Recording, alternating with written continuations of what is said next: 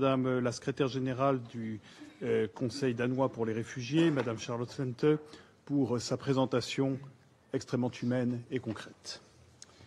Par ces interventions, nous mesurons la gravité de la situation sécuritaire et humanitaire que continuent d'endurer les populations du Nord et du Sud Kivu, accentuée par l'offensive conduite par le M23 avec le soutien et la participation des forces rwandaises de défense. Une nouvelle fois, en 3 décennies de conflit, l'Est de la République démocratique du Congo est en proie à la violence des groupes armés, à l'instabilité chronique et à la prédation des ressources naturelles. Cette situation nous oblige. Un mois après l'adoption de la résolution 2773, il est de la responsabilité de ce Conseil de maintenir son implication en faveur de la paix et de la sécurité en République démocratique du Congo, comme dans la région. Le Conseil de sécurité s'est exprimé sans ambiguïté pour exiger une cessation immédiate des hostilités. La résolution 2773 a appelé à la conclusion par toutes les parties d'un accord de cessez-le-feu effectif, inconditionnel et immédiat. Par ce texte, le Conseil a appelé à l'unanimité au retrait sans délai des forces rwandaises de défense hors du territoire congolais. La résolution rappelle également la nécessité de respecter le droit international humanitaire et d'assurer un accès humanitaire complet, sûr et sans entrave, à commencer par la réouverture de l'aéroport de Goma. Ces rappels restent indispensables aujourd'hui. Des progrès urgents sont attendus dans la mise en œuvre de la résolution 2773. Les affrontements quotidiens se répètent sur la ligne de front, les exactions contre les civils, les violations des droits de l'homme, les violences sexuelles se multiplient, le risque d'embrasement de la région des Grands Lacs demeure. Le Conseil ne saurait se satisfaire de la situation actuelle. La conclusion d'un cessez-le-feu respecté par toutes les parties est donc au sommet des priorités. La France soutient les efforts à cette fin, qu'il s'agisse des appels au cessez-le-feu annoncés après la rencontre de Doha le 18 mars ou dans le cadre du processus régional SADC-EAC. Le cessez-le-feu doit être mis en œuvre pour que les combats cessent de peser un jour de plus sur les populations de l'Est de la RDC. Les initiatives de dialogue doivent se poursuivre afin de parvenir à des progrès concrets et observables vers l'arrêt des hostilités.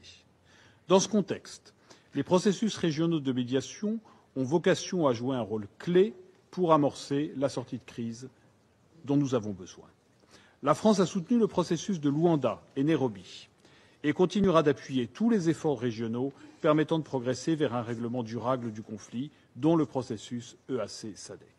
Nous soutenons la coordination entre ces initiatives et l'implication des Nations unies, ainsi que la consultation de la société civile et la participation des femmes au processus de paix.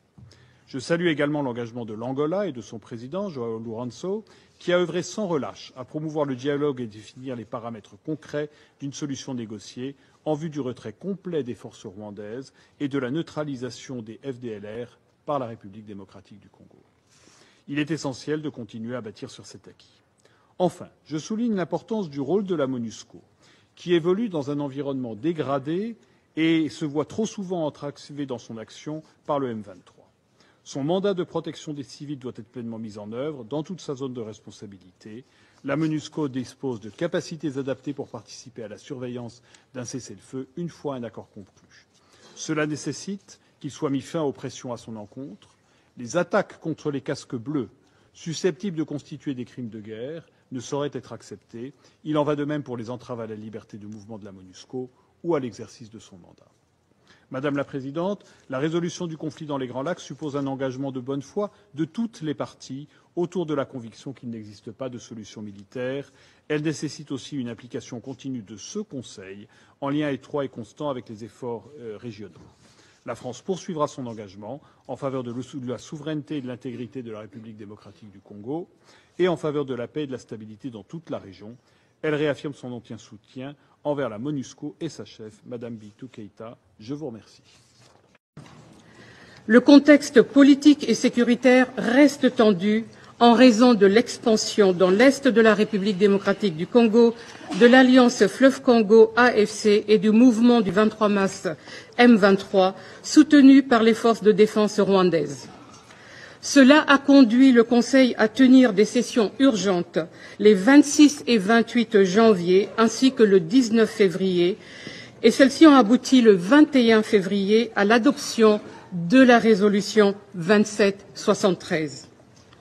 Le Conseil des droits de l'homme a, pour sa part, convoqué le 7 février une session extraordinaire sur la situation des droits de l'homme dans l'Est de la République démocratique du Congo, aboutissant à la résolution RES-S-37-1 qui crée une mission d'établissement des faits récemment constituée, ainsi qu'une commission d'enquête indépendante sur les violations graves des droits humains et du droit international humanitaire commises dans le Nord Kivu et le Sud Kivu depuis janvier 2022.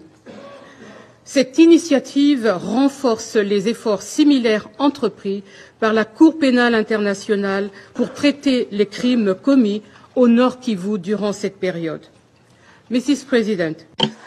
Madame la Présidente, Mesdames et Messieurs les membres du Conseil, en février et mars, l'AFC M23, soutenue par les forces de défense rwandaises, sont entrés plus avant dans le nord et le sud Kivu. Mi-mars, le groupe avait consolidé son contrôle sur le territoire Idjoui et sur plusieurs chefferies sur les hauts plateaux d'Ouvira au sud Kivu, tout en poursuivant son expansion en territoire Walikali au nord Kivu.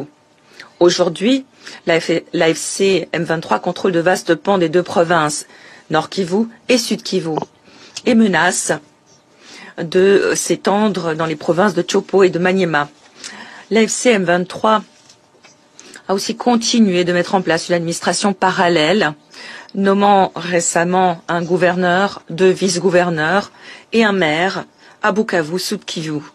Au Nord Kivu, l'AFC M23 a nommé des administrateurs financiers ainsi qu'un délégué à l'extraction minière qui rappelle le lien entre les conflits armés et l'exploitation illicite des ressources naturelles dans l'Est de la République démocratique du Congo. En dépit de nombreux efforts déployés au niveau régional et international, le cessez-le-feu immédiat et sans condition, appelé de ses vœux par la communauté, la CEA, la SADC, l'Union africaine, la résolution 2773 du Conseil de sécurité et plus récemment encore sous l'égide du Qatar, n'a pas encore pris forme. Il est impératif